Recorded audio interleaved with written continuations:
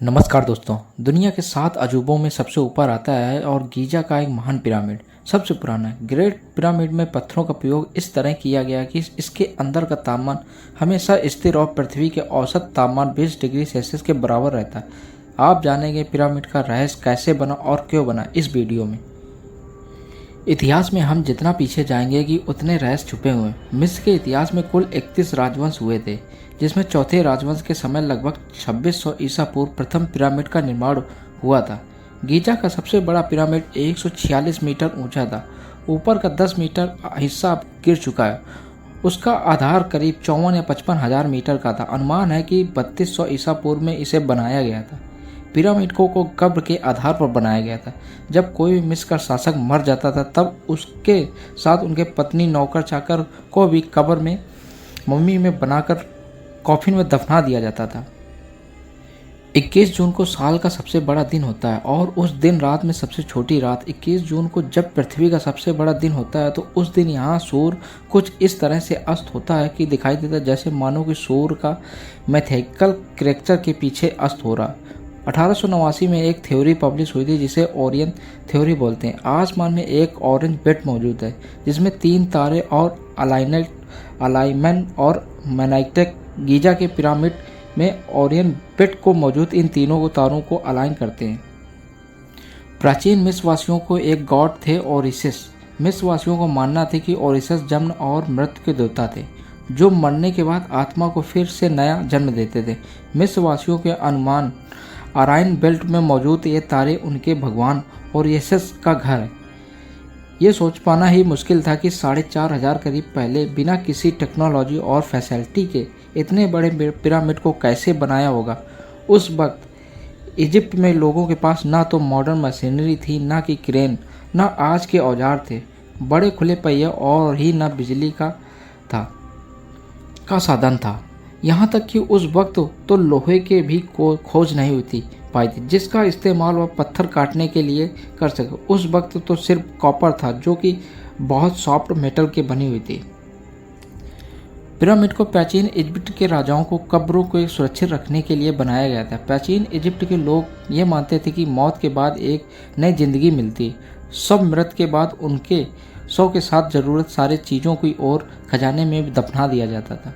राजाओं के शवों को सुरक्षित रखने के लिए शवों को मम्मी बनाकर दफनाया जाता था ताकि अब खराब न हो। प्राचीन इजिप्शियन लोगों का यह विश्वास था कि शव पर मम्मी का फिक्सेशन करने से मरने वालों को सुरक्षित तरीके से पुनर्जन्म का पहुंचाया जा सकता है। मम्मी फिक्सेशन और प्रोसेस में 2 स्टेप में पूरा होता है। पहले तो मृतक शरीर को सड़ने से बचने के लिए उस पर विशेष प्रकार का लेप लगाया जाता था। उसके बाद शरीर को कपड़ों से लपेटकर दफन कर दिया जाता था। वैसे तो मिस्र में अब तक 138 पिरामिड खोजे जा चुके हैं, लेकिन मिस्र में गीजा शहर में मौजूद 3 पिरामिड सबसे प्रसिद्ध लोग हैं। इन तीनों में से एक जो सबसे बड़ा और सबसे पुराना पिरामिड है, यही दुनिया के प्राचीन 7 अजूबों में शामिल था। इसे ही गीजा का महान पिरामिड कहा जाता है और इसे कोफो का पिरामिड भी कहा जाता है क्योंकि इसे इजिप्ट की 4th डायनेशन का राजा कोफो ने अपने कब्र के लिए बनवाया था ताकि उन्हें मरने के बाद उन्हें वहां दफनाया जा सके। प्राचीन मिस्र में राजाओं को फैरो कहा जाता था। गीजा का पिरामिड राजा कोफो के बेटे गफ्फारे ने अपने कब्र के रूप में बनवाया था और इसलिए इसे गफ्फारे का पिरामिड भी कहा जाता है और ये स्टैचू भी इसी पिरामिड का हिस्सा है। इससे भी स्पिंक्स कहते हैं कि एक रहस्यमय काल्पनिक मूर्ति है जिसका धड़ तो शेर का है। ये माना जाता है कि स्पिंक्स की मूर्ति का चेहरा राजा गफ्फारे के चेहरे को दर्शाता है और यह राजा गफ्फारे के चेहरे का बनावट पर ही इसे बनाया गया होगा।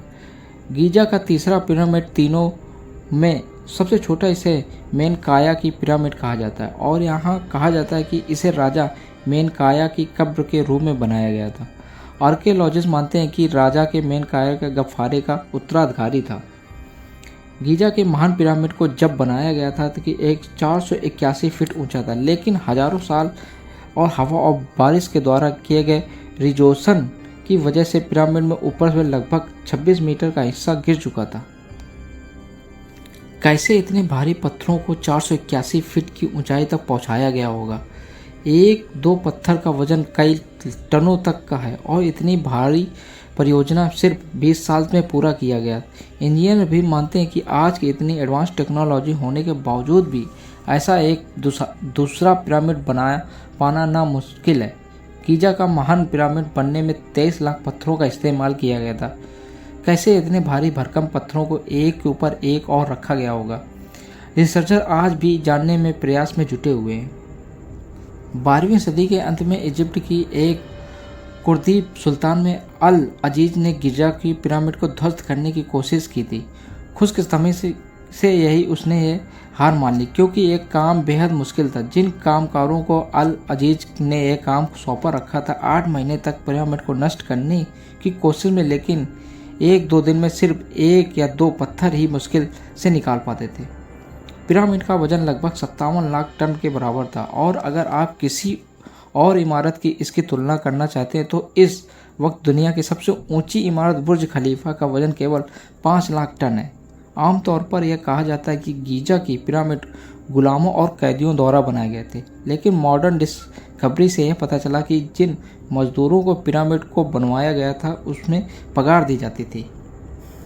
4,500 साल बीत जाने के बाद भी आज अगर इजिप्ट की पिरामिड सही सलामत, तो इसकी वजह एक यह है कि पत्थरों में जोड़ने के लिए सुपर एडिशन मोटर का इस्तेमाल किया गया था।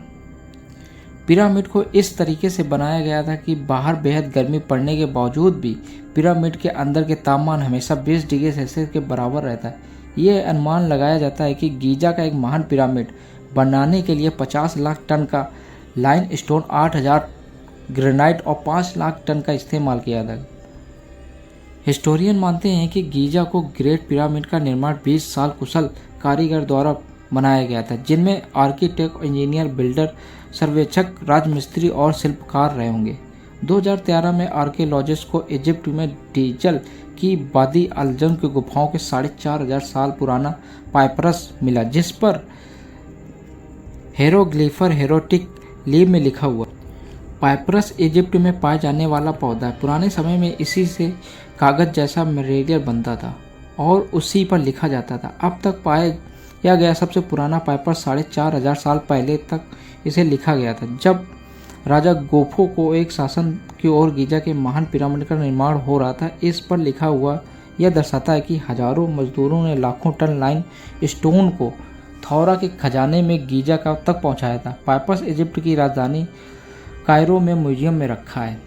आशा करता हूँ कि वीडियो पसंद आई हो, लाइक कीजिए, शेयर कीजिए।